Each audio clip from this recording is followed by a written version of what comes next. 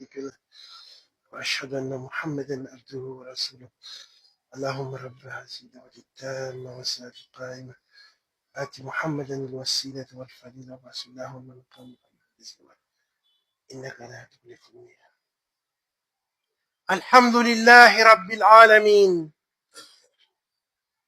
نعوذ بالله من شرور أنفسنا ومن سيئات أعمالنا، من يهده الله فلا مضل له ومن يضلل فلا هادي له، وأشهد أن لا إله إلا الله وحده لا شريك له، وأشهد أن محمدا عبده ورسوله. اللهم صل وسلم وبارك عليه وعلى آله وأصحابه والتابعين لهم بإحسان إلى يوم الدين. أما بعد، عباد الله، فموضوع حديثنا اليوم هو استقبال رمضان. عباد الله، مدرسة ستفتح أبوابها بعد أيام قليلة، فهل ترى نحيا فندرك هذه المدرسة ونلتحق بها؟ وإذا التحقنا بها هل نخرج منها مع الفائزين أو الخاسرين؟ إنها مدرسة رمضان، مدرسة التقوى والقرآن، وموسم الرحمة والغفران والإتق من النيران. أيام معدودة وتستقبل الأمة هذا الزائر المحبوب بفرح غامر وسرور ظاهر. يا رمضان، إن يوم إقبالك لهو يوم تتفتح فيه قلوبنا وصدورنا، وتمتلئ فيه نفوسنا غبطة وأملا. نستبشر بعودة فضائلك الطاهر الذي تسبح به أرواحنا بعد جفافها وركودها. نستبشر بساعة صلح مع الطاعات بعد طول إعراضنا وإباقنا. أعاننا الله على برك ورفدك. عباد الله، من المسلمين لا يعرف فضل هذا الشهر وقدره؟ فهو سيد الشهور وخيرها. شهر رمضان الذي أنزل فيه القرآن، من صامه وقامه غفر له ما تقدم من ذنبه. فيه ليلة هي خير من 1000 شهر. وقد ثبت في الصحيحين أن النبي صلى الله عليه وسلم قال: من صام رمضان إيمانا واحتسابا غفر له ما تقدم من ذنبه. ومن قام رمضان إيمانا واحتسابا غفر له ما تقدم من ذنبه. ومن قام ليلة القدر إيمانا واحتسابا غفر له ما تقدم من ذنبه. عباد الله، إن بلوغ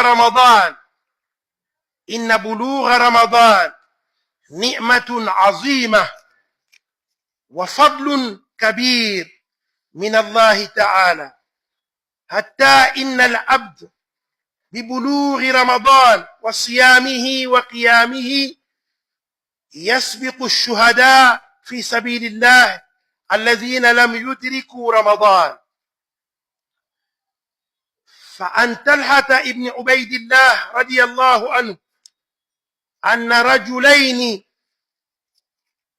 ممن بلي قدما على رسول الله صلى الله عليه وسلم، وكان إسلامهما جميعا، فكان أحدهما أشد اجتهادا من الآخر، فغزا المجتهد منهما فاستشهد ثم مكث الآخر بعده سنة ثم توفي.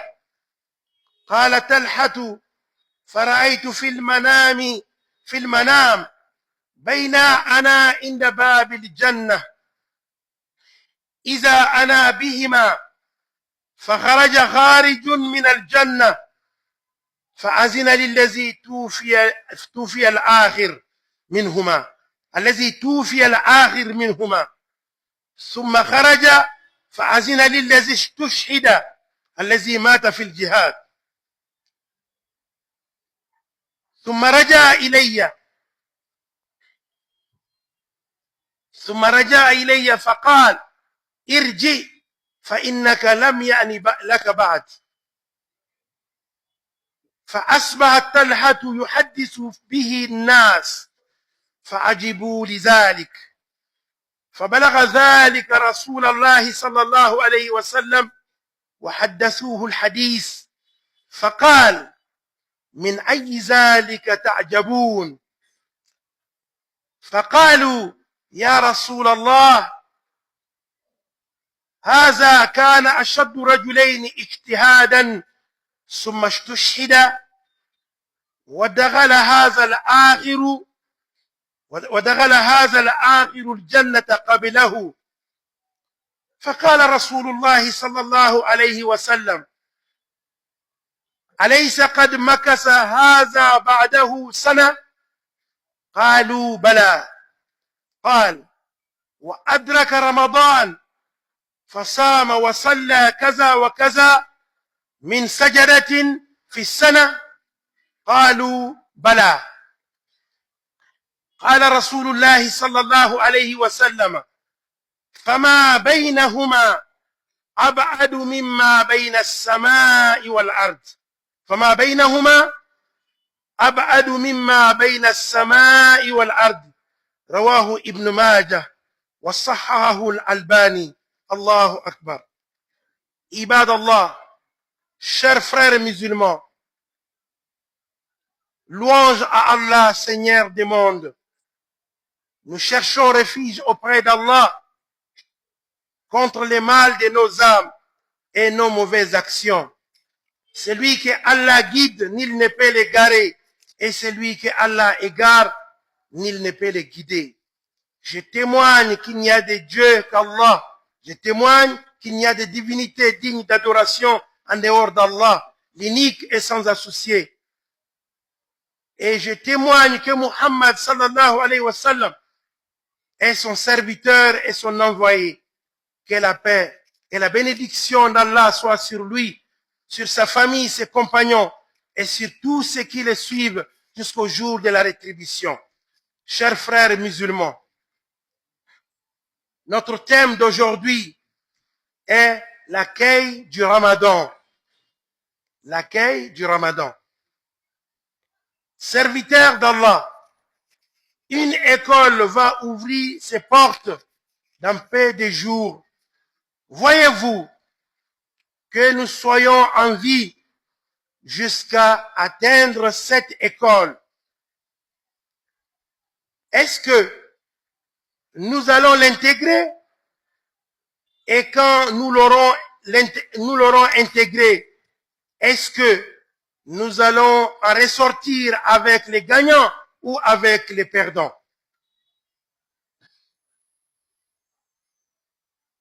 C'est l'école du Ramadan, l'école de la crainte de Dieu et du Coran, et la saison de la miséricorde et du repentir, pardon, et l'affranchissement, l'éloignement par rapport au feu.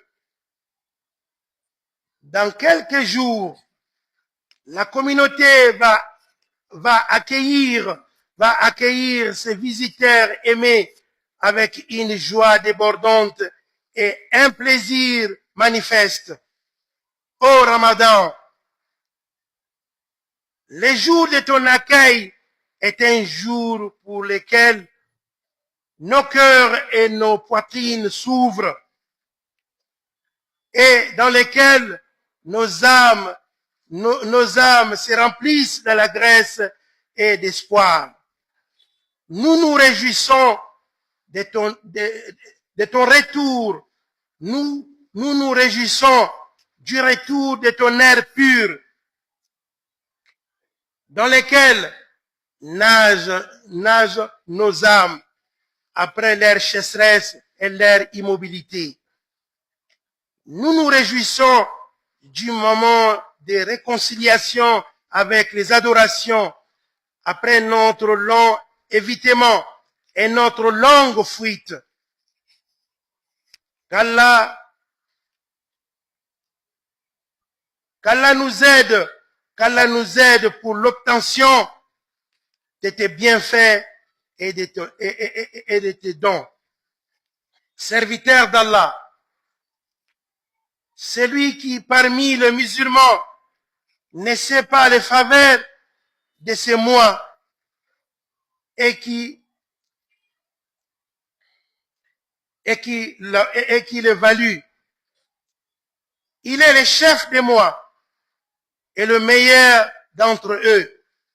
Le mois de Ramadan dans lequel on a fait descendre les Corans, c'est lui qui les jeûne et s'y tient debout en adoration, on lui pardonne ses péchés passés. Et il y a une nuit dans ces mois qui vaut plus que 1000 mois.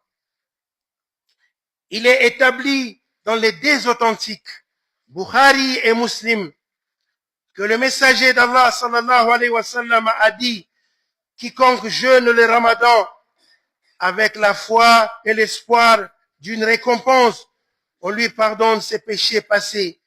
Et quiconque se tient debout dans le Ramadan avec la foi et l'espoir d'une récompense, on lui pardonne ses péchés passés. Et quiconque se tient debout la nuit du destin, Laylatul Qadr, avec la foi et l'espoir d'une récompense, on lui pardonne ses péchés passés. Chers frères musulmans, atteindre le Ramadan est une immense grâce et une grande faveur venant d'Allah le très haut, subhanahu wa ta'ala. Jusqu'à ce que, quand on atteint le Ramadan, qu'on les jeûne et qu'on s'y tienne debout, on dépasse ceux qui ont combattu dans les chemins d'Allah. S'ils n'ont pas atteint le Ramadan, en condition, s'ils n'ont pas atteint le Ramadan, les combattants là. Et d'après Talhata ibn Ubaydillah, qu'Allah l'agrée, dit: deux hommes sont venus au messager d'Allah, sallallahu alayhi wa sallam, et se sont islamisés en même temps. L'un de deux était plus fort au combat que l'autre. Il s'est battu et il est mort dans les chemins d'Allah. Et son compagnon est resté vivant une année après lui. Ensuite, il est mort. Talhata ibn Ubaydillah a dit: et je me suis vu en songe clair devant la porte du paradis. Pendant que j'étais avec les deux hommes, quelqu'un est sorti du paradis et il a autorisé celui qui est mort en dernier, d'entrer au paradis. Ensuite, il est ressorti pour autoriser celui qui est mort au combat d'entrer. Puis, il est revenu à moi et il a dit: retourne, ton l'heure n'est pas encore arrivée. Au matin, Talhata ibn Ubaydillah racontait son événement aux gens. Ils étaient étonnés. Et ceci est arrivé au messager d'Allah sallallahu alayhi wa sallam. Et on lui a raconté les récits. Il dit, qu'est-ce que vous étonne en cela? Qu'est-ce que vous étonne en cela? Il dit, ô messager d'Allah, celui-là était le plus fort des deux hommes au combat. Ensuite, en plus, il est mort dans les chemins d'Allah. Et c'est l'autre qui entre au paradis. Et c'est l'autre qui entre au paradis avant lui.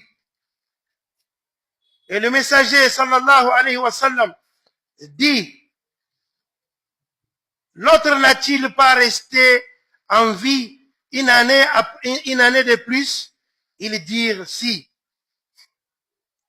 Il dit, et il a atteint le Ramadan. Il a gêné et il a fait des prosternations en prière dans l'année. Ils dirent certes. Le messager d'Allah sallallahu alayhi wa sallam a dit, ce qui est entre eux est plus étendu que ce qui est entre les cieux et la terre. Ibn Majah a rapporté les hadiths et Albani, et il a été authentifié par Albani. Allahu Akbar. عباد الله أقول قولي هذا وأستغفر الله لي ولكم ولسائر المسلمين من كل ذنب فاستغفروه إنه هو الغفور الرحيم.